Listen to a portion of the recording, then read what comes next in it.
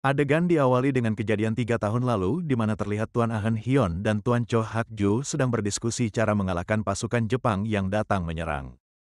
죽은 자를 되살린다고요? 맞습니다. 산자의 인육과 피를 탐하는 그게 말이 됩니까? 죽은 사람이었지. 사실입니다. 이 풀을 보여주신 이유가 뭡니까? Tuan Cho Hak-ju mempunyai usul untuk membentuk pasukan zombie dengan membunuh dan membangkitkan lagi para penduduk desa Sumang. 죽입시다.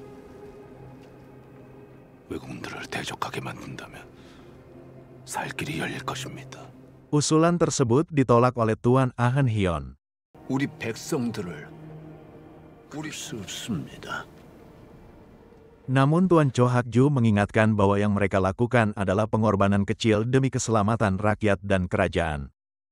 대간께서는 곧 수많은 왜군들이 이곳으로 몰려올 텐데 그들을 살리기 위한 대감과 나 눈 감으면 되는 일이에요. Dikarenakan tidak ada pilihan lain, akhirnya Tuan Ahn Hyon menyetujui usulan itu dan eksekusi pun dilakukan.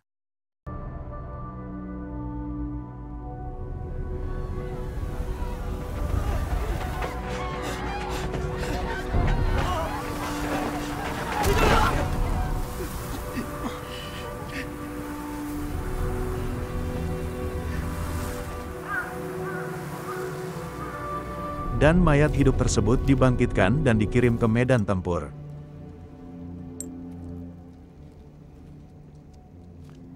Tentara Jepang pun berhasil dikalahkan.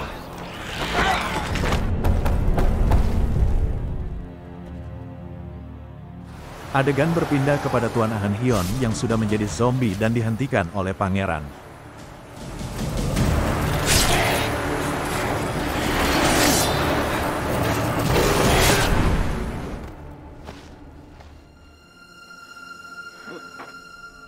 죽었다 되살아나는 자들을 멈추려면 머리를 공격해야 한다. 말도 안 됩니다. 안현대감께서는 분명 설명하셨었는데. Lalu pangeran mengatakan bahwa mayat hidup itu nyata, dan Tuan Cho Hak-ju sudah membangkitkan dan merubah ayahnya yang sudah meninggal menjadi zombie yang mengerikan.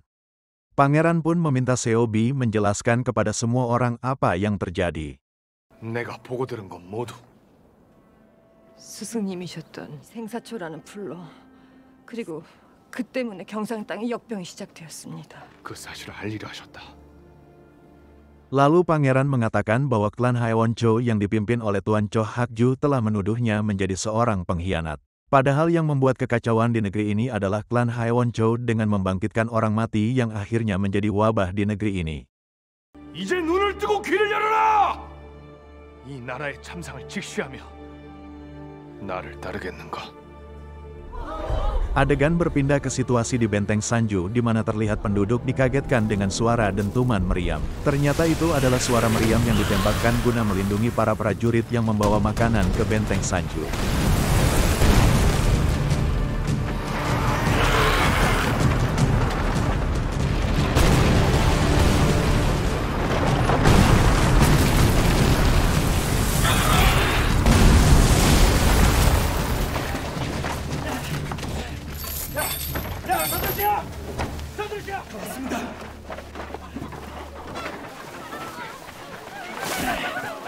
Lalu prajurit itu mengatakan bahwa pangeran berhasil mengalahkan Tuan Cho Hak-ju dan mengambil alih Saeje.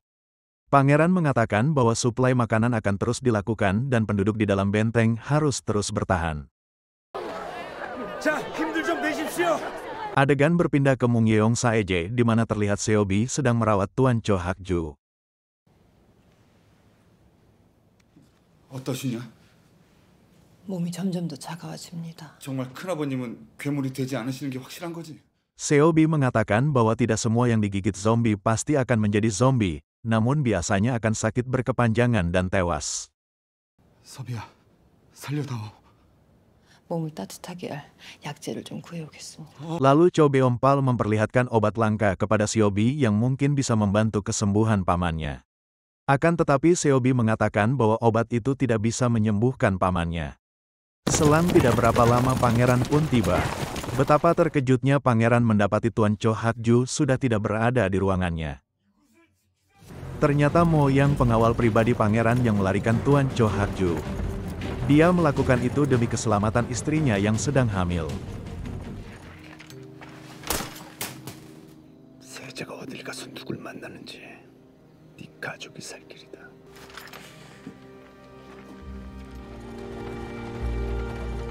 Pangeran pun segera mengejar Moyang.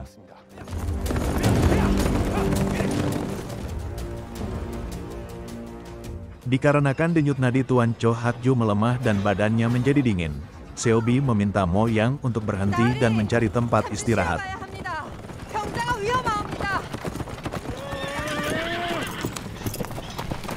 경자를 누일 곳을 찾아야 합니다.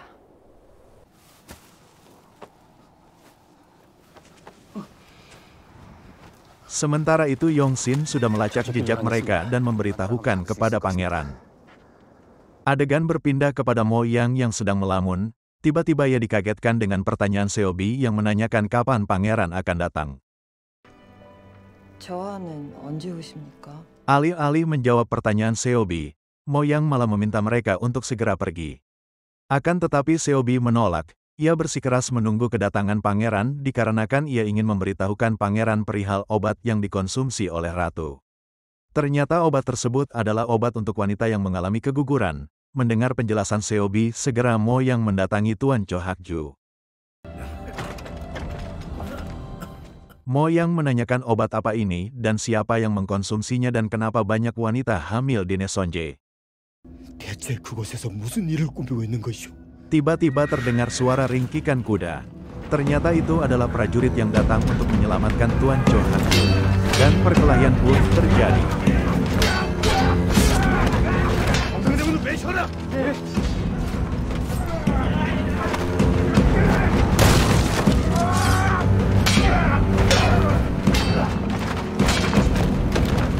Moyang pun terkena anak panah. Ia pun rubuh dengan banyak anak panah menancap di tubuhnya. Sebelum tewas, ia meminta Seobi untuk pergi dan menyelidiki hubungan antara obat itu dan para wanita hamil yang berada di kediaman ratu. Sayang pangeran datang terlambat. Akhirnya Moyang pun tewas di pangkuan pangeran.